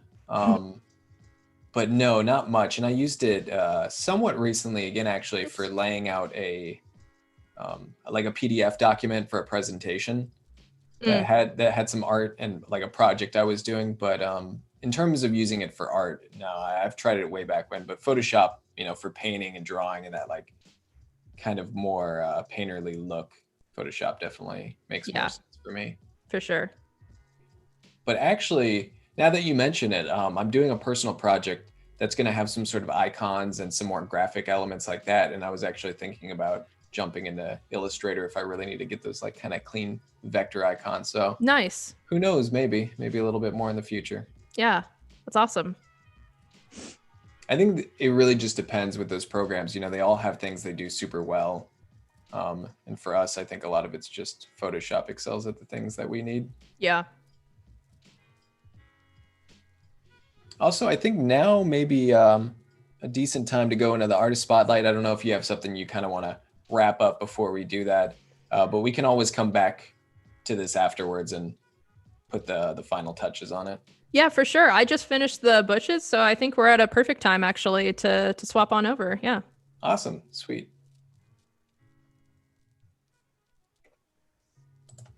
All right, let's go ahead and switch over here. All right. All right, so the artist spotlight for today is Laura Valentino Romero. And we're going to be going over her work here. Hope everyone can see my screen. Cody, you can see this? Yeah. Awesome. So we got a bunch of projects here we're going to cover. Looks like we got some Illustrator daily challenges here. Oh, nice. We were got just talking about Illustrator. Yeah. And I love this right here. Oh, Andrew yeah. Hockrattle. This portrait is amazing. I hope Hawk's in the chat right now. That's fantastic. So good. Like the headband and everything. I love. Yes. We got some more Illustrator challenges. Awesome. All the Illustrator challenges. Very cool. All right. Wow. Yeah, that's impressive. That's some dedication right there. I'm always really impressed when a DCC wraps up and someone's able to keep up with every single challenge. It's so cool to see like that gathering in a portfolio of all of them together. Oh yeah, like I said, I'm not a very fast worker, so seeing all of the entries for the DCCs every single day is like so impressive. I don't know how they work so fast. Yeah, so kudos to you, Laura. This is really cool. And of course, I love the cute little squirrel character. I'm all about animal characters, so this is the perfect portfolio. Yeah, exactly. Little squirrel mascot for the Illustrator Daily Challenge. Very cool. Sketch the squirrel first, then use the pen tool. Very nice. So the whole process there. She's got some nice gradients going on too. I love it. Yeah, I really like that. Thanks, kids. That stark shadow too. Mm-hmm. It's like gives it a lot of depth. Yeah, and it matches that kind of hard lighting it looks like the squirrel has. Yeah. Yeah, this is really cool. I love the style of the squirrel. These are great. Those cute little buck teeth. I think the way she used gradients on the squirrel works very well to give it some depth, like you said. Yeah, also the really bright white highlight on that rocket really makes it look metallic. Oh yeah. It's really nice. Yeah, like right down the middle like that. Mm-hmm. Really gives it some depth, like it's a cylinder and really looks metallic. It's nice. Yeah, it looks like she repeated that kind of glare effect on the windows too, even down here. And I think that works very nicely. Even the little dome helmet piece, there's a little bit of that kind of glass glare, which like it's a subtle change to make these materials differentiate themselves, but that's really nice. Glass can be really difficult to render too, and I think she did a really good job having just that subtle little highlight on the inner part of the glass to give it some dimension. It looks nice. For sure. These are great. I love this background pattern. Oh yeah, the little all the different colors and the little designs in the planets is really cool, and the star shapes are really nice. Has a lot of character. Yeah, and the way you controlled like the value, so the focal point is very clear with these bright green aliens, very saturated, very bright. And then like the more pattern back here kind of falls into the background in a way that's not too busy. Works Yeah, really it's very well. true. Yeah, she did a really good job picking colors because, like, for instance, you might think that stars are yellow, but in this instance, she actually specifically chose the stars to be purple for it to fall back, like you said, to have less value in the background so the earth can be the center of attention. So, yeah, she did a really great job with the colors here. Yeah, same thing with these little meteors in the Yeah. background. They could have been much brighter, but yeah, this is a very well-controlled palette here. I love this. Oh, that's so cool. That is Sp- such a cute design. I love it. Exciting yet super adventurous Space Kids event invitation. That works perfectly. That's Yeah. totally the vibe I get from it. Like this could be for some sort of space camp or Space Kids event or even like Yeah. birthday party A or kid's something. birthday. That's what I was thinking. Yeah, for Yeah. sure. That's super cute. Yeah, these are great. The shapes and everything, like the composition of this, the background being kind of that faded pattern again, super cool. Yeah, the value is really great on that one too, because especially like with the beam, like you said, like the background falls back, the beam is the center of attention, and that's right where she put all the text. So your eye is drawn right there, right to the text. It looks great. Yeah, I love this little flying saucer too, like the perspective and just the personality of it. Yeah. Ooh, neon illustrations, very nice. Oh, nice. Space Bash. Very cute. This is so cool. Yeah, you got like a really great neon feel. I like this little sort of Tron-like neon playing here. The glowing aliens. The neon effect turned out really well. Yeah, neon can be, and neon's another thing that can be really difficult to render, and I think she pulled it off pretty well. She picked the really the right colors too. Like neon has very specific colors. Like that pink is a really nice hot pink, and it looks good. Yeah. Yeah, that's a good point. I think the background being as dark as it is really sells that kind of glowing neon club-like effect. Mm-hmm. Got some Instagram templates, very nice. Little mock-ups here. Ooh, grungier effect. Oh, nice. So that's a very cool like pencil outline. I love the graphic shapes and everything. That texture looks really good. It works with it. Yeah, we were talking about how vector work is usually so clean and sharp, but it's cool to see a more gritty texture applied to that as well. Yeah. Kind of shows the versatility. Space Kids. This is so much work for the challenge. I'm impressed. Oh, I know, right? I actually forgot that this was a DCC challenge. Oh my gosh, it's so much work. This is great. The photo elements combined with the vector work super well in this. That's really cute. I love that. Yeah, I love those little like doodle illustrations right over top of the picture. Adds a lot of character. Yeah, and even thematically, it's like it kind of gives that impression of like a kid's imagination, you know, taking a cardboard box, turning it into a spaceship. That's a great idea. Again, with the metallic kind of look with the gradients, that works super well.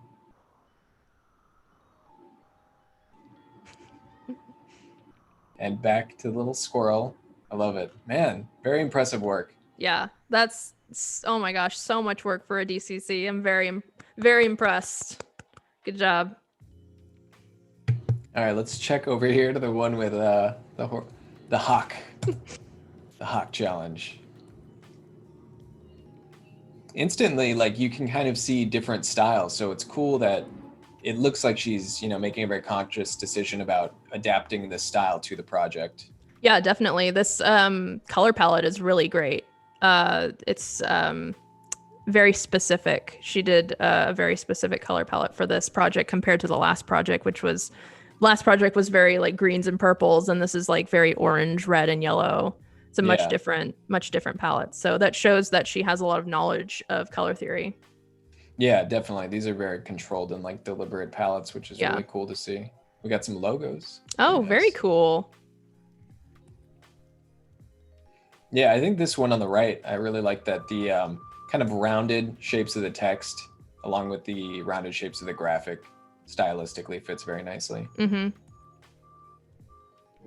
Got some badges. Yeah, this fits. Kind of the same style, but applied to a badge. Very cool. Oh yeah, I remember watching this episode. I really love little like business badges like that. I always love seeing those designs. It's very cool. Yeah, nice big graphic shapes in here. Reads really well.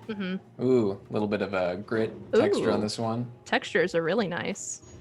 Gives it that vintage vibe. Yeah, for sure. Some texture on the texts on these too.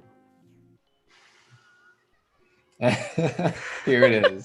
Yes. Our gracious host, Andrew Hockrattle, gave us such energy, wit, and laughter on each challenge, inspired to illustrate him wearing his wig. I used the 3D tool for the first time. Oh, nice. To give Hawk a more realistic look. Very cool.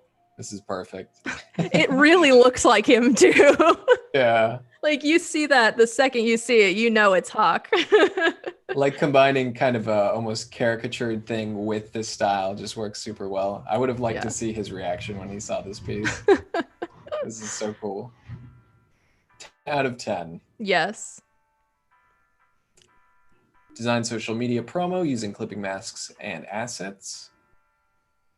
Man, so much work goes into these. These are very impressive. If anyone doesn't know, with the daily creative challenges, we have them for Illustrator, we have them for Photoshop, for XD. You should definitely check them out. It gives you these prompts where you can really run with it as much as you want, or you can kind of just keep it, straightforward. So it's really up to you. But Laura definitely took this and ran with it. Oh, different color variations too of Hawk. That's always good. I like it. Totally changes the vibe and feel for sure. Wow.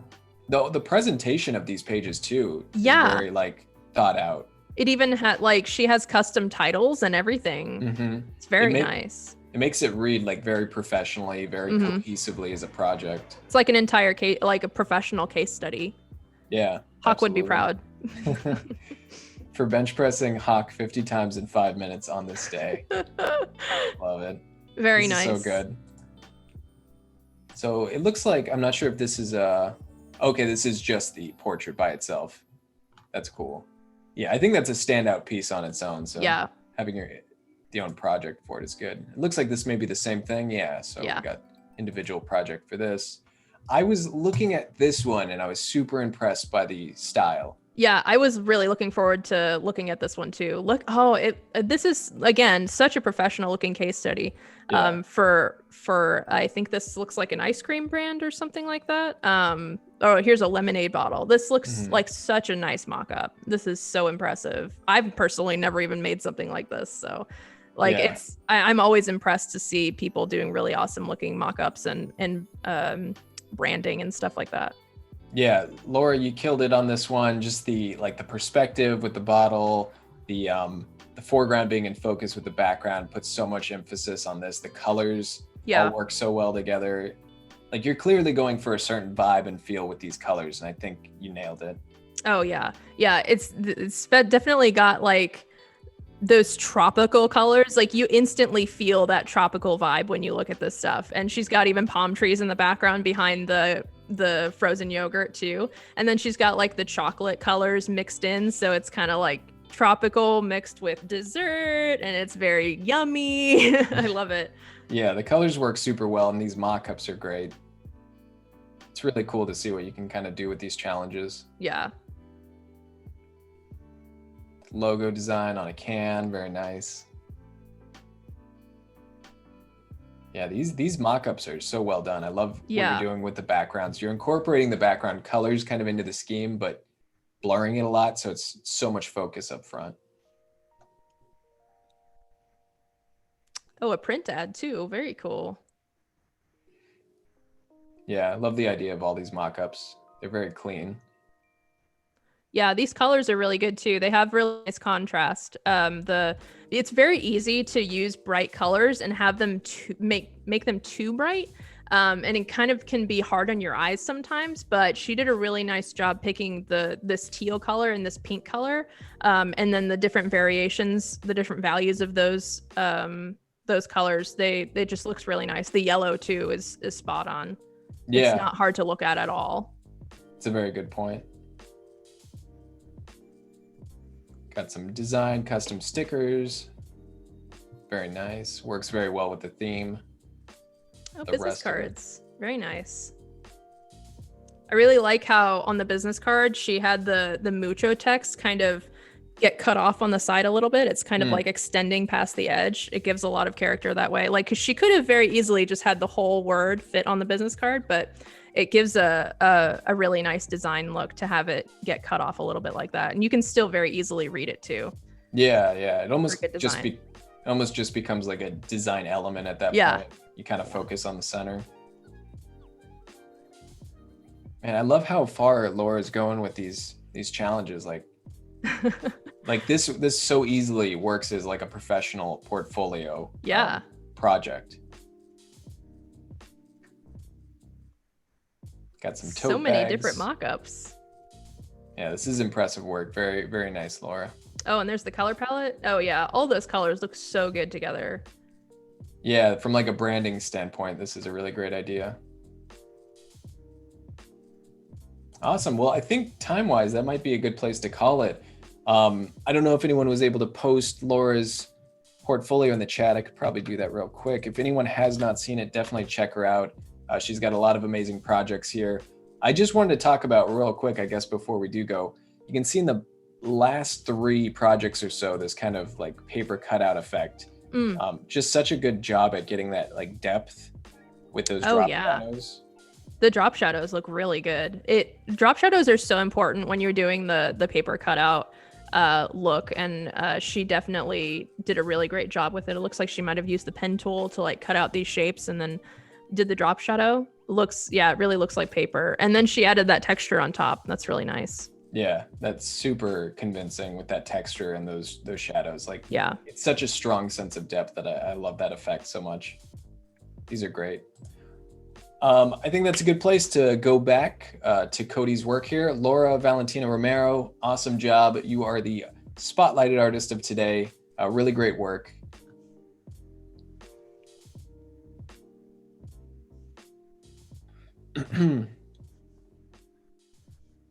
All right.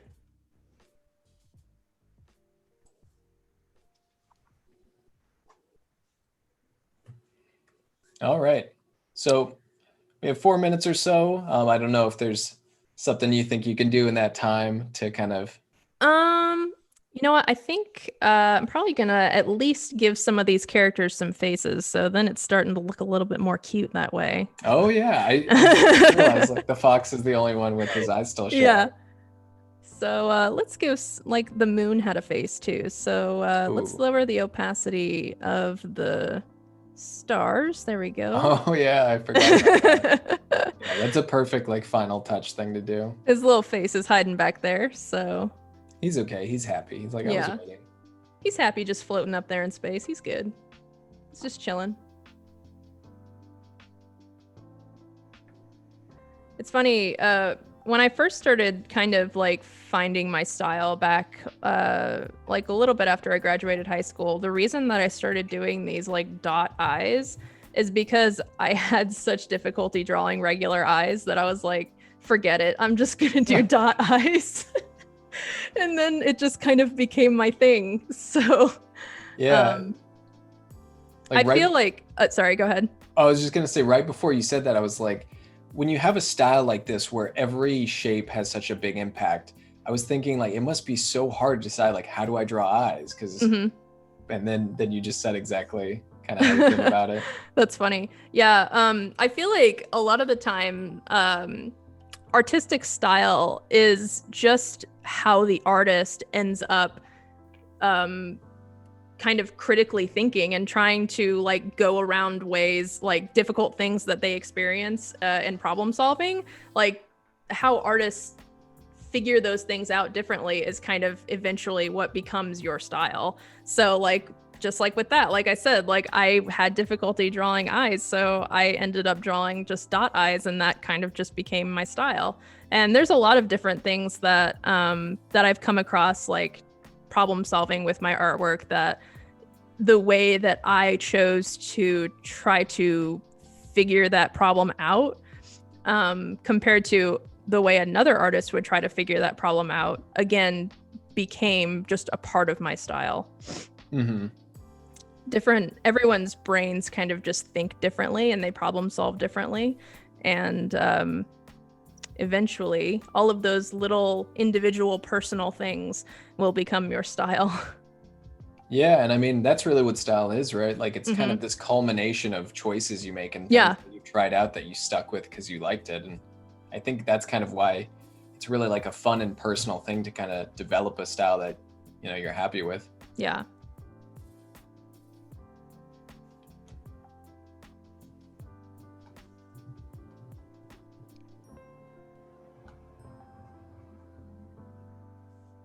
All right, got like a couple minutes left, I think. Let's go ahead and do the eye on the goose as well, and the bear. Let's see where we're at. I am such a layer hunter. Especially when I am streaming, I do not name my layers because I'm so focused on other things, and I just always forget to name my layers. So I always end up hunting for my layers once I get enough layers. I'm like, I just turn my layers on and off. Like, is that the right layer? Nope, that's not the right layer. Yeah, Just constantly sometimes searching. sometimes I have to go back and organize my layers after the fact just Yeah. to clean up the mess. So we're just about ready to wrap up here today. I wanted to thank everyone so much for joining us. Thanks for hanging out with us while we did this. We will be back tomorrow, so definitely come back and check out what Codi's doing. She'll be doing a new piece. Cody, Yep. let people know where they can find you. What's the best place, or where's the best place to find your work, and maybe a sneak peek or what we'll be working on tomorrow. Sure. So I'm mostly active on Instagram. You can follow me there at Codi Bear, and also Behance. I stream on my Behance channel a few times a week. It's just behance.net/Codi Bear there as well. And so tomorrow we're actually going to be working on a little piece that football season in America just started. So we're we're going to be drawing and coloring this little football bear here. I love it. So yeah, that will be going on tomorrow morning. Awesome. Cody, thanks so much for joining us. It was a lot of fun. We will be back tomorrow. Thanks to everyone in chat once again. Hope you all have an awesome day. Stick around. We have more shows and live streams coming up next. Thanks, everybody. Have a great one. Bye.